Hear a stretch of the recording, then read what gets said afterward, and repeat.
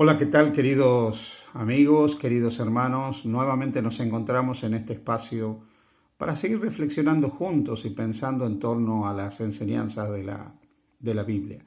Y hemos estado hablando hasta ahora del crecimiento en la gracia. Hemos estado hablando acerca de la santificación, cómo se produce eso. La verdad que cuando nosotros empezamos a escudriñar las Sagradas Escrituras y estudiamos los diferentes temas que hay en la Biblia, es una tarea fascinante. La Biblia es un libro realmente maravilloso, inagotable en su contenido. Es importante que nosotros comprendamos que necesitamos ser justos para poder ir al reino de los cielos. El profeta Isaías, cuando habla de los que entrarán a la vida eterna, habla de gente justa. Pero también a lo largo de todos estos temas hemos hablado que no podemos ser justos por nosotros mismos. Hemos leído en varias oportunidades el texto de Romanos capítulo 3, a partir del versículo 9 en adelante, donde Pablo dice enfáticamente, no hay justo ni aún uno. Si nadie es justo, tenemos un problema. Y el problema es que por más que nos esforcemos en ser justos, nuestra justicia nunca será aceptable delante de Dios. Cuando Pablo escribe a los filipenses en el capítulo 3 de la carta a los filipenses, en el versículo 9, dice, y ser hallado en él, no teniendo mi propia justicia que es por la ley, sino la que es por la fe de Cristo, la justicia que es de Dios por la fe. Querido hermano, hay una justicia que nosotros podemos desarrollar, que es la justicia de la observancia a la ley. Esta es la justicia, la vida justa que buscaban los escribas y los fariseos en los días de Jesús. Ellos pretendían ser justos delante de Dios a través de una minuciosa, escrupulosa observancia de los 10 mandamientos, pero no solo de los 10 mandamientos, sino de una cantidad de leyes que ellos habían cuantificado en las escrituras del Antiguo Testamento, 622 mandamientos que ellos tenían que obedecer. Sumado a esto estaba la interpretación de todas estas leyes en una compilación de creencias que era la Mishnah, que eran las tradiciones orales del pueblo de Israel.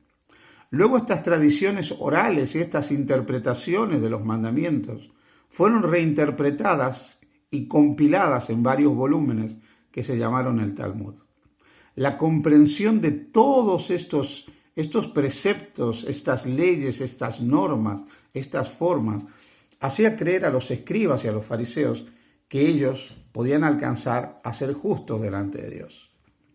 El apóstol Pablo, que fue educado en el fariseísmo, creía que observando minuciosamente cada uno de los preceptos de la ley sería justo. Pero cuando él se encontró con Jesús, cuando él tuvo ese encuentro con Jesús en el camino a Damasco, ese encuentro que cambió completamente su vida, él comprendió que todo su esfuerzo, que toda su dedicación a observar la ley no tenía ningún futuro, que él no podía ganarse el favor de Dios a través de la observancia de la ley, que él podía ser muy justo y tener una justicia propia sobre la base de la ley, pero comprendió que esa justicia no le permitiría entrar al reino de los cielos. Así como Jesús le expresó a un fariseo llamado Nicodemo, que era justo y observador de todos los preceptos, que si no nacía de nuevo no podía entrar al reino de los cielos, Pablo tuvo que experimentar un nuevo comienzo en Jesús para poder recibir el perdón de sus pecados y ser contado como justo.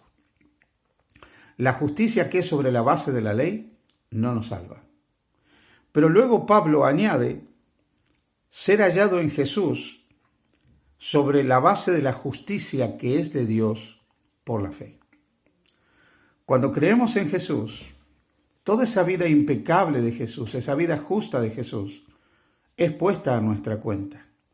Y en el momento que la vida justa de Jesús es puesta a nuestra cuenta, nosotros ante Dios somos justos, somos considerados justos, somos considerados santos, buenos y con derecho al cielo.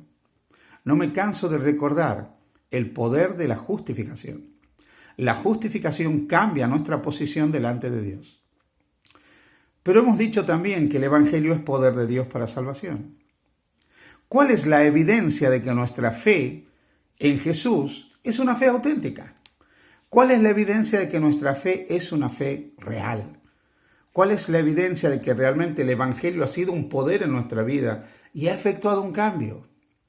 En la carta de Santiago, en el capítulo 2, en los versículos 16 al 18, dice así: Y alguno de vosotros le dice, id en paz, calentaos y saciaos, pero no les dais las cosas que son necesarias para el cuerpo, ¿de qué aprovecha?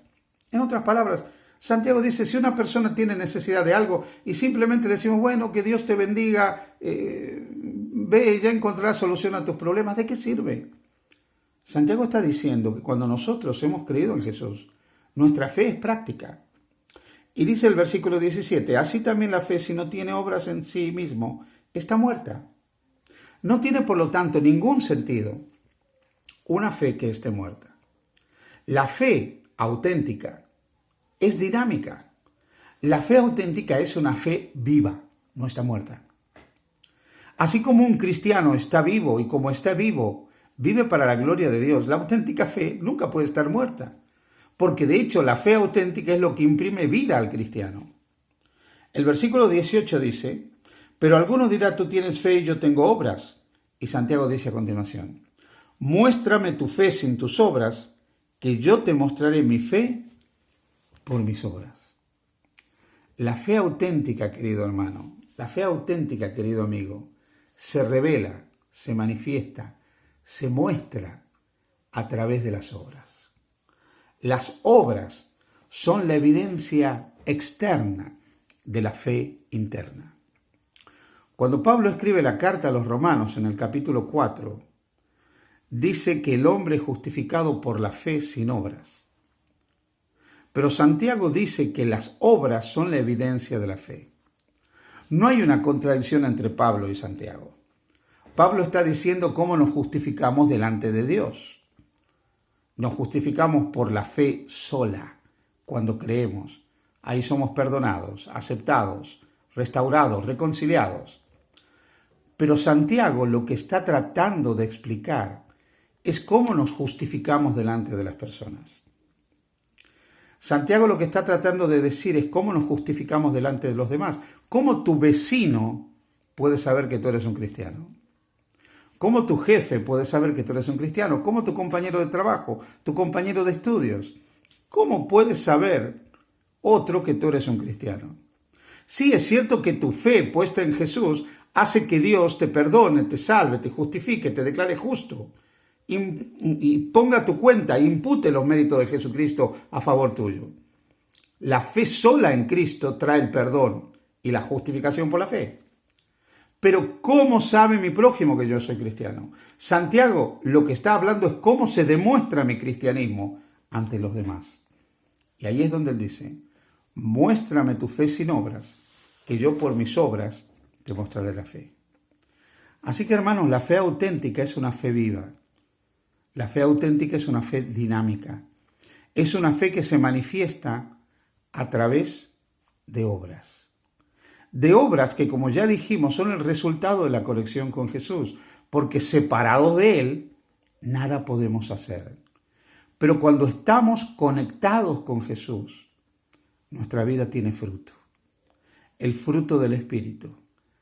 Una vida de amor, de gozo, de paz, de paciencia, de bondad, de benignidad, de mansedumbre, de templanza. El fruto del Espíritu aparece en nuestra vida. Y nuestra conducta es el resultado de la presencia del Espíritu en nuestra vida. Somos personas que actuamos con amor, con respeto, con paz, con paciencia.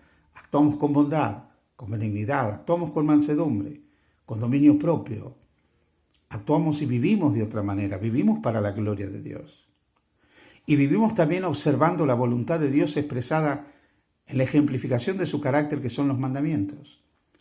Observamos los mandamientos porque amamos a Dios y porque nuestra fe es auténtica y porque la fe, como bien expresa el apóstol San Pablo en Romanos capítulo 3, versículo 31, la fe no queda anulada por la por la ley. La ley no queda anulada por la fe, perdón, sino que la fe es lo único que nos puede llevar a una verdadera observancia de la ley de Dios. Así que si nosotros hemos creído, si nosotros hemos confiado en el Señor, esa confianza siempre se evidenciará a través de una vida de obediencia a la voluntad de Dios, que no será fruto de nuestro esfuerzo, sino fruto de la presencia del Espíritu de Dios en cada uno de nosotros. Que el Señor te bendiga en esta jornada y que la presencia del Espíritu te pueda guiar en todo momento. Dios te guarde.